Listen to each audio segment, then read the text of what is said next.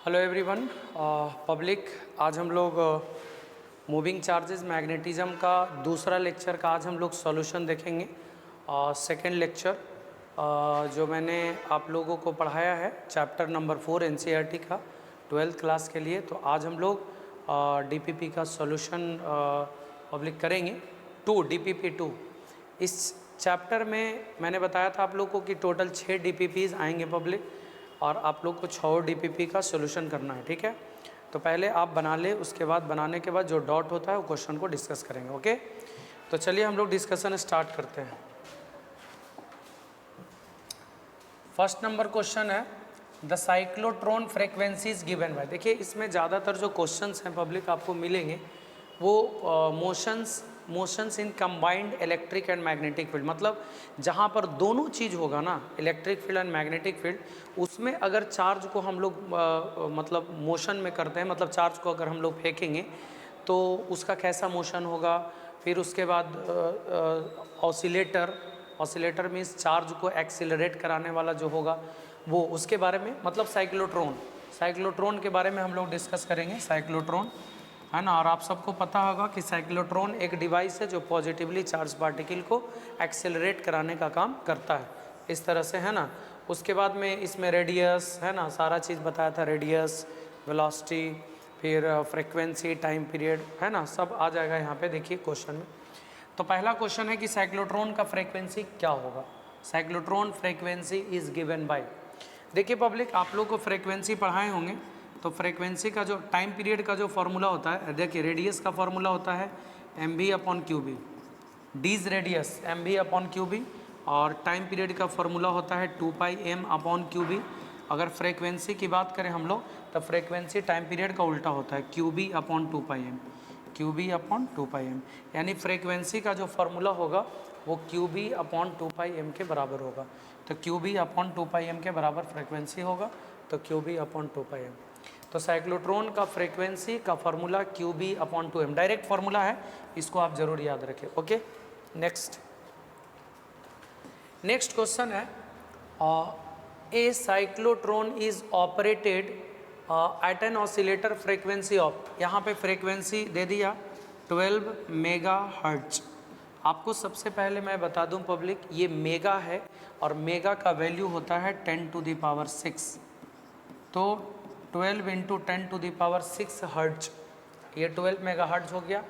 And A D radius, मतलब D का radius जो डी शेप में होता है, मेटालिक चैम्बर आपको पता होगा, है ना। साइक्लोट्रॉन में डी शेप का जो मेटालिक चैम्बर होता है उसका रेडियस दे रखा है 50 सेंटीमीटर। आप अगर इसको मीटर में रखेंगे तो 0.50 मीटर होगा। क्वेश्चन बोल रहा है what is the magnitude of the magnetic field needed for a proton, यानी पार्टिकल जो है वो प्रोटॉन है, और ऑब्वियसली हम लोग पॉजिटिवली चार्ज पार्टिकल को ही एक्सेलरेट करते हैं, तो प्रोटॉन है। और कह रहा है कि what is the magnitude of the magnetic field needed for a proton to be accelerated in a cyclotron, मतलब साइक्लोट्रॉन में एक्सेलरेट कराने के लिए प्रोटॉन को एक्सेलरेट कराने के लिए मैग्नीट्यूड का वैल्यू क्या होगा, मतलब मैग्नेटिक फील्ड का वैल्यू क्या होगा। तो आप एक सिंपल यहाँ से फॉर्मूला अगर आप लगाएंगे फ्रीक्वेंसी का, तो आपको पता होगा फ्रीक्वेंसी का फॉर्मूला होता है, अभी मैंने बताया, ये देख लीजिए, qb/2πm के बराबर फ्रीक्वेंसी होगा, तो qb/2πm। और यहाँ से पब्लिक Q चार्ज हो गया प्रोटॉन का, ऑब्वियसली प्रोटॉन है इसलिए M हो गया मास ऑफ द प्रोटॉन। आपको B निकालना था, F × 2πm divided by Q is equal to B। Frequency दे दिया 12 मेगाहर्ट्ज, मेगा का वैल्यू हो गया 10⁶ इंटू 2, पाई का वैल्यू 3.14, M हो गया मास ऑफ द जो प्रोटॉन होगा, प्रोटॉन का मास कितना होता है 1.67 10⁻⁻27 divided by charge, Q charge है, और चार्ज का वैल्यू प्रोटॉन का 1.6 10⁻⁻90। इतना टेस्ला मैग्नेटिक फील्ड का वैल्यू होगा, टेस्ला, क्योंकि मैग्नेटिक फील्ड का ऐसा यूनिट होता है टेस्ला। आप कैलकुलेट कर लेंगे पब्लिक, है ना, कैलकुलेट कर लेंगे, जो भी आएगा कैलकुलेशन के बाद उतना टेस्ला मैग्नेटिक फील्ड का वैल्यू होगा। तो ये क्वेश्चन है, ठीक है, ध्यान रखना है। Next if N electron is moving in a magnetic field, एक इलेक्ट्रॉन मैग्नेटिक फील्ड में मूव कर रहा है और मैग्नेटिक फील्ड का वैल्यू दिया हुआ है 5.4 इंटू 10⁻⁻⁴ टेस्ला, ठीक है। और मैग्नेटिक फील्ड में मूव कर रहा सर्कुलर पाथ पे, जिसका रेडियस दे दिया सर्कुलर पाथ का 32 centimetre, having a frequency of 2 megahertz, frequency हो गया 2 megahertz. Then its speed will be, इसका स्पीड क्या होगा, v बराबर क्या होगा, देख लीजिए, ये मैग्नेटिक फील्ड होगा, ये रेडियस होगा और ये फ्रीक्वेंसी होगा, स्पीड निकालना है। ये मैग्नेटिक फील्ड होगा, ये रेडियस होगा, ये फ्रीक्वेंसी होगा, स्पीड निकालना है, ठीक है। तो सिंपल है, अगर आप डायरेक्ट मतलब कि रेडियस लगाते हैं, रेडियस का फार्मूला, तो रेडियस का फार्मूला होता है mv/qb। याद रहे इलेक्ट्रॉन पार्टिकल है, पार्टिकल के रूप में क्या है, इलेक्ट्रॉन। अगर इलेक्ट्रॉन चार्ज पार्टिकल है, उसको मैग्नेटिक फील्ड में आप फेंकेंगे परपेंडिकुलरली, तो सर्कुलर पाथ घूम रहा है, सर्कुलर पाथ का रेडियस इतना होता है mv/qb। हमें क्या चाहिए, public velocity, qb/m, qb/m। q क्या हो गया, चार्ज, q क्या हो गया, चार्ज, इलेक्ट्रॉन का चार्ज 1.6 10⁻⁻90, b हो गया मैग्नेटिक फील्ड, तो मैग्नेटिक फील्ड हो जाएगा 5.4 इंटू 10⁻⁴, और r हो गया रेडियस, रेडियस 32 सेंटीमीटर, 0.32 सेंटीमीटर को मीटर में रख लेंगे, और m हो गया मास, और इलेक्ट्रॉन का मास 9.1 10⁻31 kg। इसको रखेंगे तो जो आएगा उतना मीटर पर सेकेंड आपका आंसर होगा। ये आपका पब्लिक फार्मूला हो गया, और इसी फार्मूला पर स्पीड निकलेगा, यानी v = qb/m के बराबर। तो ये हो गया पब्लिक आपका speed of an electron. Next question,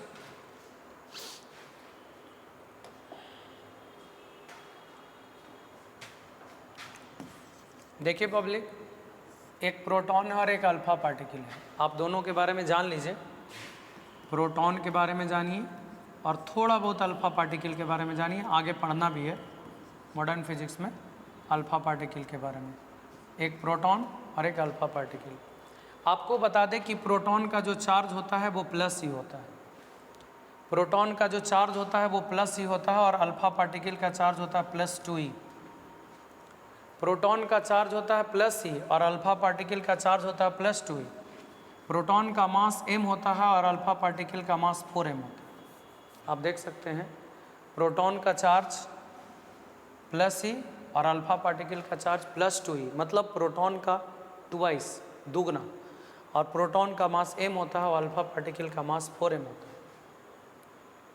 तो कहता है कि एक प्रोटॉन है और एक अल्फा पार्टिकल है, एक प्रोटॉन है और एक अल्फा पार्टिकल है, और ये दोनों चार्ज पार्टिकल ऑब्वियसली ये दोनों मैग्नेटिक फील्ड में परपेंडिकुलरली इंटर करता है सेम स्पीड से। तो एक बात आप समझ लीजिए पब्लिक, अगर चार्ज पार्टिकल को मैग्नेटिक फील्ड में आप परपेंडिकुलरली फेंकेंगे तो चार्ज पार्टिकल सर्कुलर पाथ पे घूमेगा। क्वेश्चन बोल रहा है दोनों का स्पीड भी सेम है, इसका स्पीड सेम है। कहता है कि दोनों का टाइम पीरियड, अगर वो परपेंडिकुलर फेंकेंगे तो सर्कुलर पाथ पे घूमेगा, और सर्कुलर पाथ का जो रेडियस होगा, मैं बता दूं सॉरी, टाइम पीरियड होगा, वो टाइम पीरियड का फॉर्मूला होता है 2πm/qb। तो भैया मास लेंगे प्रोटॉन का, चार्ज लेंगे प्रोटॉन का, तो टाइम पीरियड निकलेगा प्रोटॉन का, ठीक है। और अगर हम अल्फा पार्टिकल की बात करें कि टाइम पीरियड अल्फा पार्टिकल का क्या होगा, वो भी चार्ज है तो उसका भी वही होगा टाइम पीरियड का फॉर्मूला 2πm∝/चार्ज अल्फा × b। अब क्या करना है, इसको डिवाइड कर देना, Tp/T, तो फॉर्मूला बनेगा 2πmp/qpb whole divided by 2πm∝q∝ × b। आप देखिए पब्लिक डिवाइड करना है तो ये कैंसिल हो जाएगा, मल्टीप्लाई करेंगे उल्टा कैंसिल, आप इसको ऐसे कर सकते हैं,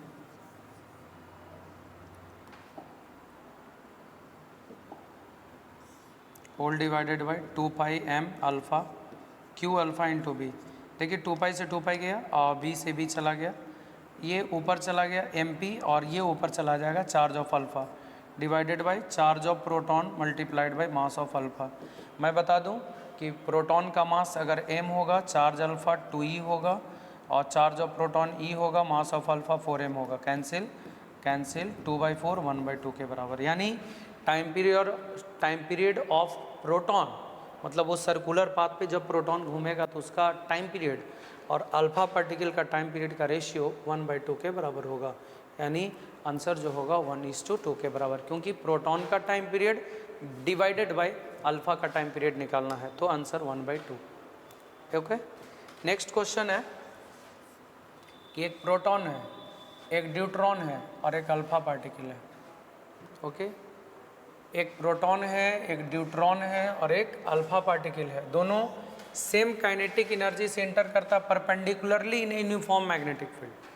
आप ध्यान देंगे, एक प्रोटॉन है, एक ड्यूट्रॉन है और एक अल्फा पार्टिकल है। दोनों सेम काइनेटिक एनर्जी के साथ इंटर करता है perpendicularly in a uniform magnetic field. ठीक है, इस बात को ध्यान दीजिएगा। मतलब आपके पास एक पार्टिकल है प्रोटॉन, एक है ड्यूट्रॉन और एक है अल्फा पार्टिकल। पब्लिक प्रोटॉन का चार्ज +e, ड्यूट्रॉन का भी चार्ज +e और अल्फा का चार्ज +2e, तीनों पॉजिटिवली चार्ज पार्टिकल है। प्रोटॉन का मास m, ड्यूट्रॉन का मास 2m और अल्फा का मास 4m।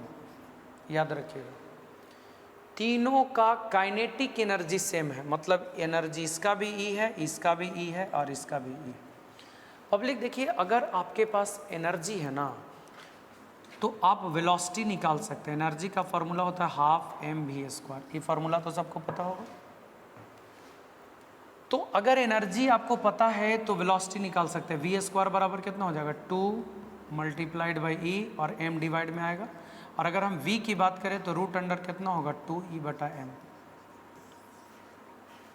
मतलब अगर हम स्पीड की बात करें तो स्पीड जो आ जाएगा, इसका स्पीड कितना हो जाएगा, वेलोसिटी ऑफ प्रोटॉन कितना हो जाएगा, root under 2e/m mass of proton होगा। वेलोसिटी ऑफ ड्यूट्रॉन की बात करें तो root under 2e/ mass of deuteron. फिर उसके बाद में वेलोसिटी ऑफ अल्फा की बात करें तो रूट अंडर 2e, एनर्जी तो सब में बराबर है, अब बटा मास ऑफ अल्फा के बराबर। स्पीड निकल गया। अब तीनों मैग्नेटिक फील्ड में इंटर करता परपेंडिकुलरली, ऑब्वियसली तीनों का पाथ सर्कुलर होगा। अगर परपेंडिकुलरली मूव करेगा तो यूनिफॉर्म मैग्नेटिक फील्ड में, तो कहता है रेशियो ऑफ रेडियाई, तीनों का रेडियस का रेशियो क्या होगा, है ना, रेडियस का रेशियो क्या होगा। तो अगर हम बात करें पब्लिक कि रेडियस ऑफ, देखिए radius of proton is to radius of deuteron is to radius of alpha. और आप सबको पता है रेडियस का फॉर्मूला अगर सर्कुलर पाथ पे घूम रहा है तो mv/qb, m मास v/qb। तो मास लेंगे प्रोटॉन का, वेलोसिटी भी प्रोटॉन का, चार्ज भी प्रोटॉन का, मैग्नेटिक फील्ड सबके लिए सेम है। इस टू ड्यूट्रॉन की बात करें तो मास of deuteron, velocity of deuteron, charge of deuteron into magnetic field. इस टू मास ऑफ अल्फा, है ना, velocity of alpha, charge of alpha into magnetic field. आप देख लीजिए पब्लिक, ये आपका, ये आप देख लीजिए सब, अब 20 सब में सेम है, 20 सब में सेम है। तो आप बताइए मास ऑफ प्रोटॉन कितना हो गया, मास ऑफ प्रोटॉन देख लीजिए m, वेलोसिटी ऑफ प्रोटॉन दे दिया root under 2e/m divided by charge of proton e is to mass of deuteron 2m, velocity of deuteron root under 2e/2d divided by charge of deuteron, charge of deuteron कितना हो गया +e is to mass of alpha 4m, velocity of alpha root under 2e/4m divided by charge of alpha 2e। बस इसी को rearrange करना और कुछ नहीं। देखिए पब्लिक, जो कटेगा उसको हम काटेंगे, जो कट रहा उसको काटेंगे, ठीक है, आराम से, अकबकाना नहीं है। देखिए m/e m/e m/e कट जाएगा, ठीक है। यहाँ पे root e/m, root e/m, sorry यहाँ m होगा, root e/m, root e/m, root e/m cancel होगा, ठीक है, पूरा का पूरा। तो यहाँ पर क्या बचेगा, देखिए कुछ नहीं, सब कट गया। यहाँ सिर्फ बच रहा है रूट 2 इस 2। सब नंबर वाला कट गया, यहाँ 2 बचा और इन टू √2 बटा √2 1, मतलब √2 बटा ये कैंसिल हो गया, 2 बचा। फिर उसके बाद इस 2, देखिए यहाँ सब कट गया, यहाँ बच रहा 4, यहाँ बच रहा 2, यहाँ बच रहा 2, यहाँ बच रहा 4, ऐसे करके। तो √2 यहाँ से 2 टाइम्स में और यहाँ पे हो जाएगा 1/√2, तो ये हो जाएगा √2 अब √2 से मल्टीप्लाई कर सकते हैं तो आ जाएगा पब्लिक 1:√2:1। तो this one is the ratio of मतलब रेडियस ऑफ प्रोटॉन और ड्यूट्रॉन और अल्फ़ा, ये तीनों के रेडियस का जो रेशियो हो गया पब्लिक 1:√2:1 के बराबर होगा। तो this one is the answer. और बहुत अच्छा क्वेश्चन था ये, कंपटीशन में भी पूछता है इस टाइप का सवाल, ध्यान रखना, ठीक है। एनर्जी से खाली स्पीड निकालना है आपको, यहाँ पे एनर्जी है, एनर्जी दिया हुआ है सब में बराबर, इसलिए हम उससे स्पीड निकालिए। क्वेश्चन को अच्छे से देख लीजिएगा आप लोग, ठीक है ना, यही क्वेश्चन है, ठीक है। नेक्स्ट,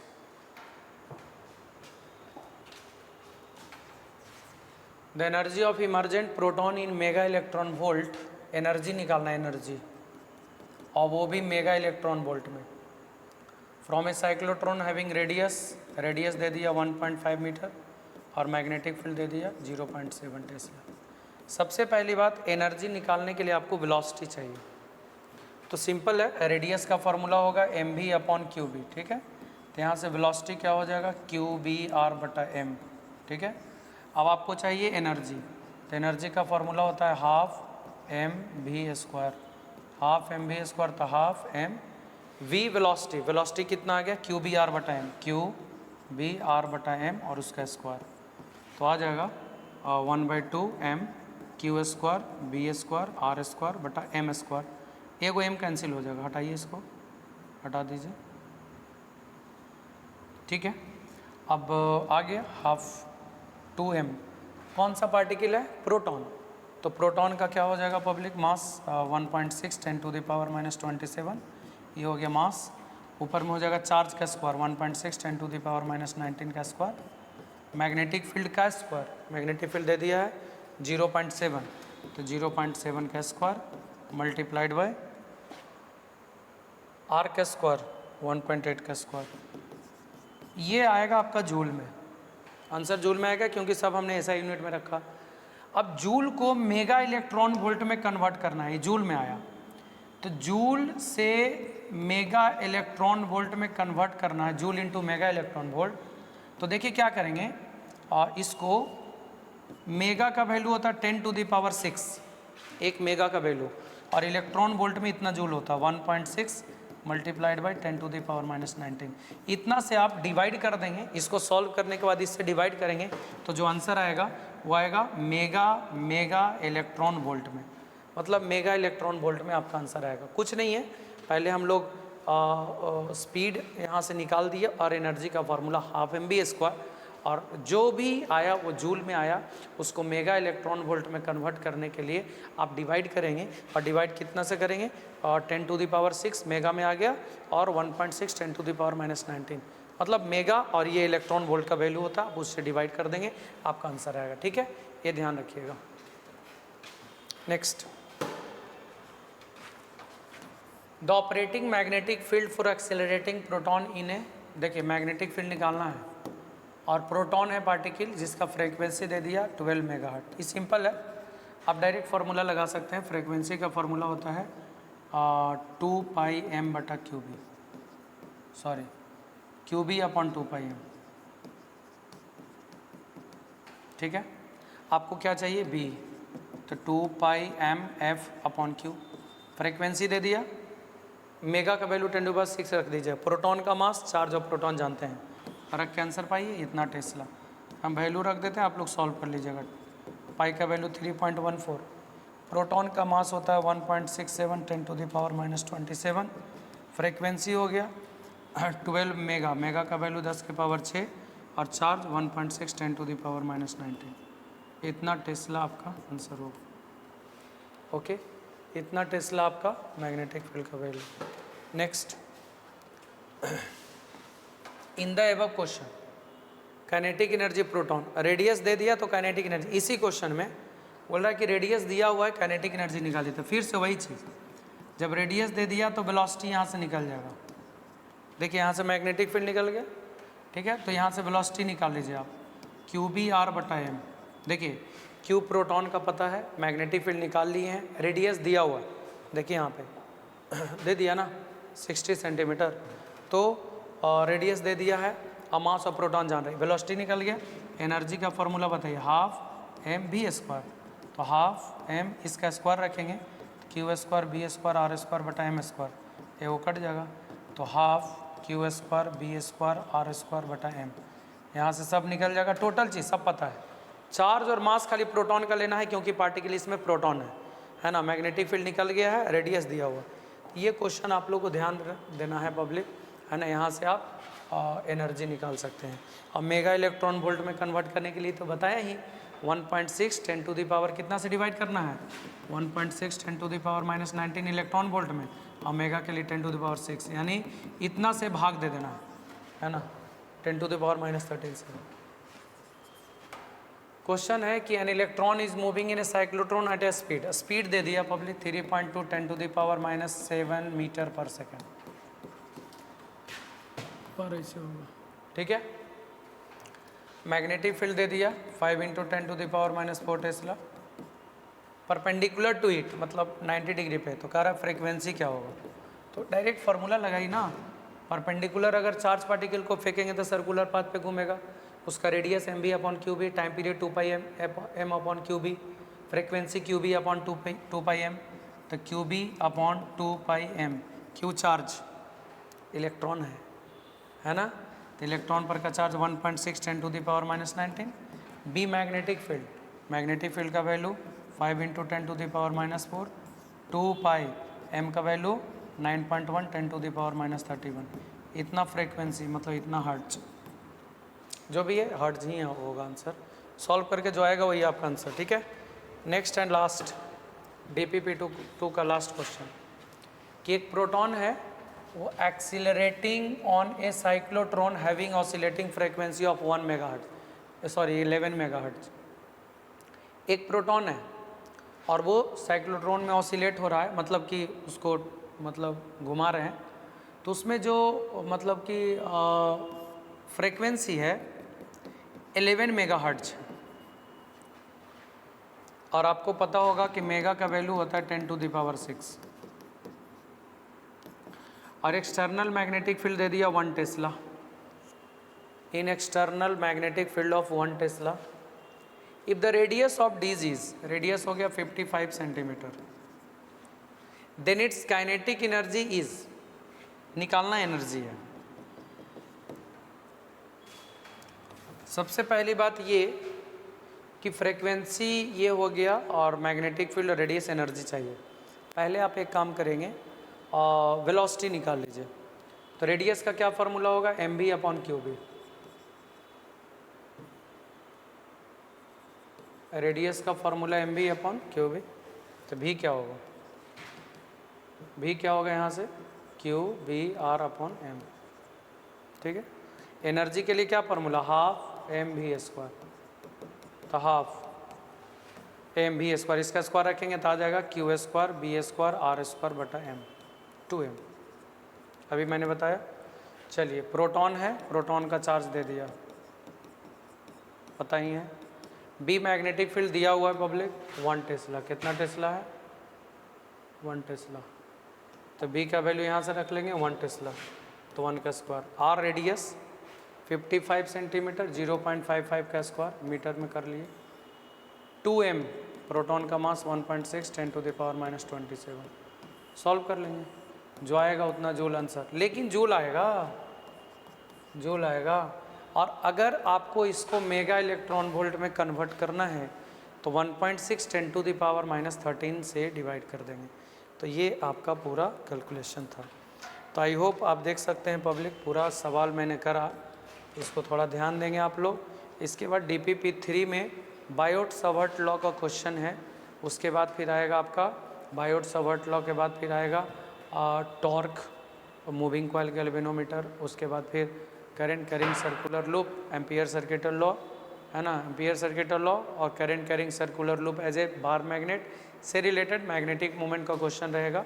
और फिर उसके बाद में टॉर्क का क्वेश्चन, मतलब इसका एम्पियर सर्किट लॉ का। तो पब्लिक सबसे पहले इसको आप लोग कंप्लीट करें, दोनों लेक्चर को कंप्लीट करें अच्छे से, सारे क्वेश्चंस को सॉल्व करें पब्लिक अच्छे से, पहले खुद से करें। कैलकुलेशन आप लास्ट में ज़रूर करेंगे, हम सारे क्वेश्चन में कैलकुलेशन के लिए छोड़ दिए हैं और आप लोग ज़रूर करेंगे पब्लिक। और अगर भी इसके अलावा भी दिक्कत होता है तो आप कैलकुलेशन को रीचेक कर लीजिएगा। इसके अलावा भी प्रॉब्लम होगा तो आप हमें व्हाट्सअप कर सकते हैं हमारे पर्सनल नंबर पे, और हम आपको उसका रिप्लाई ज़रूर देंगे। Okay, thank you, thanks for watching.